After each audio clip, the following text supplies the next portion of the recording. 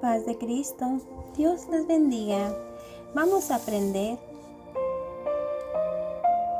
sobre la actitud de Pablo, un verdadero siervo de Dios. Cuando él oraba al Señor para que le quitara ese aguijón que el Señor le había mandado a Pablo. El Señor también a nosotros nos manda aguijones para que no nos exaltemos, para que no perdamos esa humildad. Pero ya de nosotros, si queremos hacer caso omiso, o a veces entran en ira y botan ese proceso que el Señor les está poniendo para que no se enaltezcan.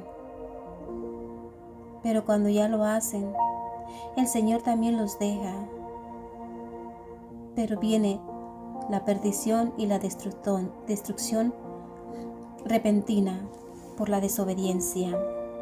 Aquí en 2 de Crónicas 12:9, y la bendita palabra es en el nombre del Padre, del Hijo y del Espíritu Santo, lo que nos dice Pablo, lo que a él le acontecía.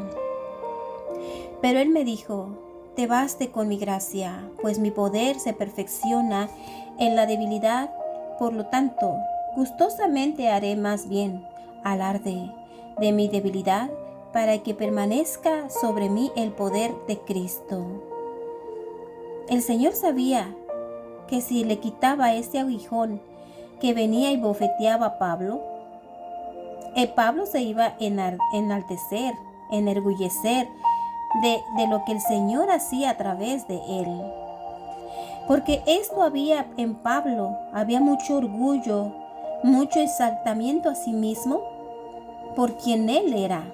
Porque Pablo era un estudioso de la Torá, toda su vida fue estudioso.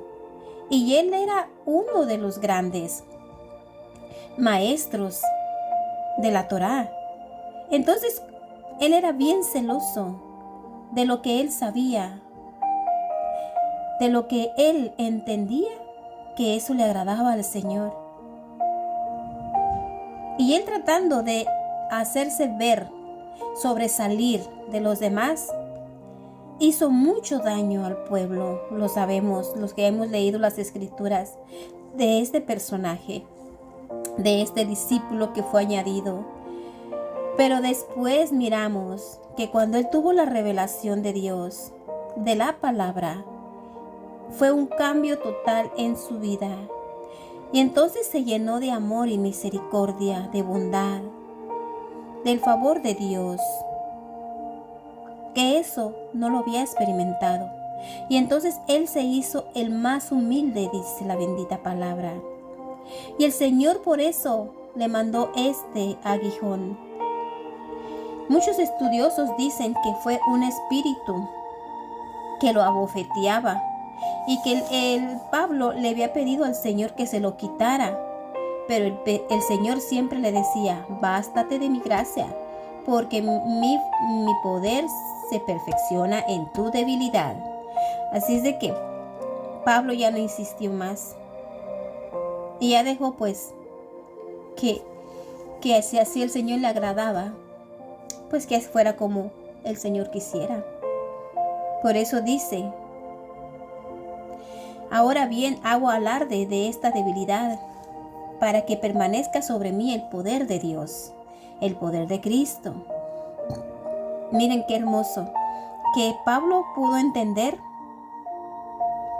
lo que el Señor realmente le estaba diciendo, porque Pablo sabía realmente lo que él era y cómo es que él actuaba antes. Y Pablo también se hizo un grande intercesor para la iglesia. Este es un verdadero siervo de Dios, que ama a las ovejas, que clama a Dios por las ovejas, que sufre por las ovejas.